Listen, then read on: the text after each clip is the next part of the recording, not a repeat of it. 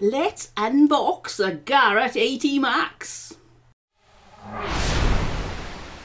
I've had an early birthday present. As it was, it arrived on Valentine's Day, so it's a sort of Valentine's Day come birthday present, and it's the Garrett AT Max. So let's have a look what's inside. So here's the box. It's amazing when you think how many hundreds of pounds you pay and you can pick it up with two hands easily. Let's see if it's going to be worth it. Right, let's open the box. It's really exciting. One of the big questions is there a cap in the box? Because I've seen videos that say the caps were an introductory offer, so the cap won't be in here. Other people have said they've had a cap as close as Christmas time, which was about 6 weeks ago, so fingers crossed. There is, you will be pleased to know, a Garrett AT Max cap where we need to put that on. If we're going to be doing unboxing, we need the proper hat. So there we go, I am now properly attired to unbox my AT Max. Let's have a look what else is in the box. We have a coil cover, an owner's manual with some little plasticky things in. This is my first metal detector, so I have no idea what they're for. We'll find out in a minute. We have the Garrett Z-Link headphones because this metal detector has got Wi-Fi, so I don't need to have any leads trailing when I'm doing my digging. Useful when you're as clumsy as me. The Garrett Pro Pointer AT is also in the box, and this is going to be great fun to use, and I also won't disturb anybody who's close by with the constant beeping of my Pro Pointer when I'm finding my gold coins. So we've got this bit with the magudgeons on.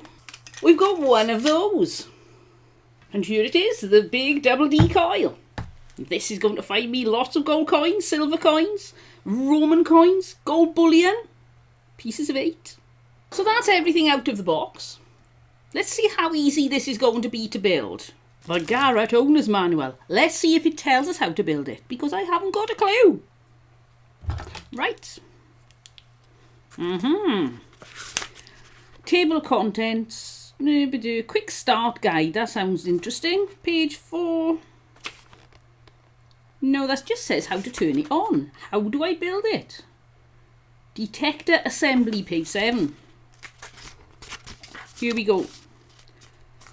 So we need a long sticky bit.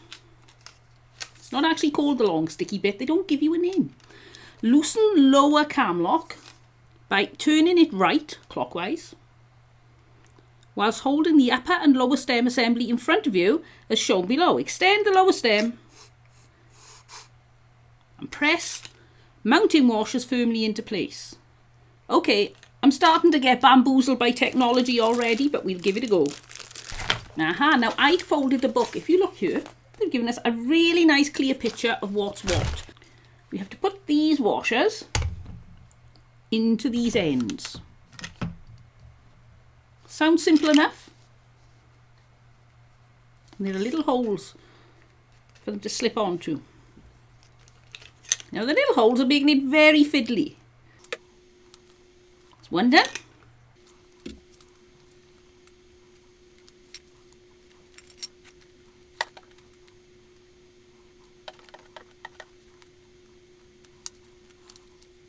Right, that's done. It was a bit fiddly, but it's done.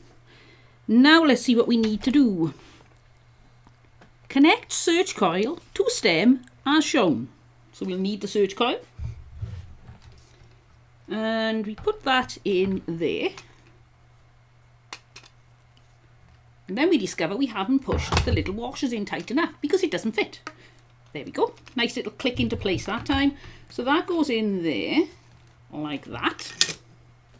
Then we get this. Probably easier to take the little nut off the end before you start. Pop it through. Pop the nut on the end. Now this is a little bit awkward because it isn't quite enough space between the end of... Now I've dropped it.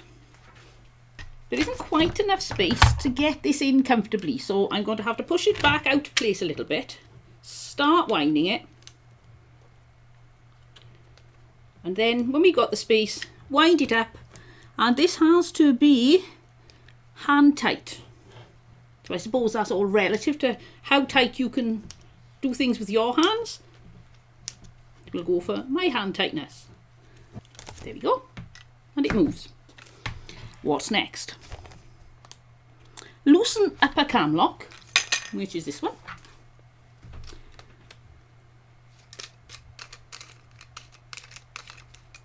Think that's loose. Depress the spring clip in the S stem, which I'm assuming is that because it's sort of an S, isn't it? If you use your imagination. What do you think? Not very S-like, is it? So we pop that in there, squeeze the little metal bit. Whoops, it clunked into place. But that doesn't help because I wasn't expecting it to clunk into place. It's completely out of line now. So we're going to have to take that off and twist it round. So what you actually do is you turn it on the leg. I'm not very technically minded. This could be a while. Right, so that's done. It's looking more like a metal detector all the time. Adjust the lower stem to a comfortable length. I'm not very tall, so I put it on the floor and check. That's about right for me. So now I suppose I need to tighten it with the cam lock, but let's see what it says. Hand tighten the cam locks. Oh, I was right. Right, so let's tighten this cam lock up. I had to push it a bit to get it to click into place first, so don't panic if it clicks a bit. Apparently that's the way it works. Just be gentle and don't overforce anything. Wrap cable snugly around the stem with the first turn of the cable over the stem. Right, okay, so that goes round snugly apparently. So I suppose that's not too tight, but not dangling. You don't want to be dangling. So round we go, all the way up to the top.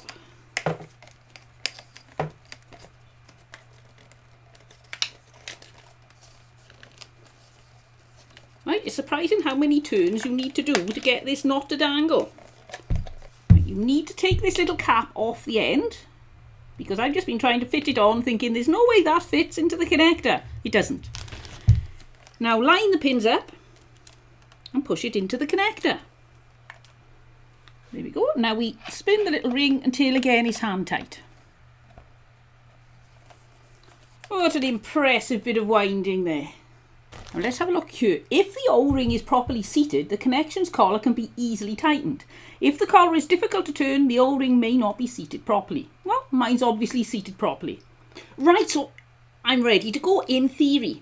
So what I need to do is turn it on. Now it's going to go bananas because there is metal everywhere where I'm filming. But we'll just see if it does turn on. So put your fingers in your ears in case it's noisy.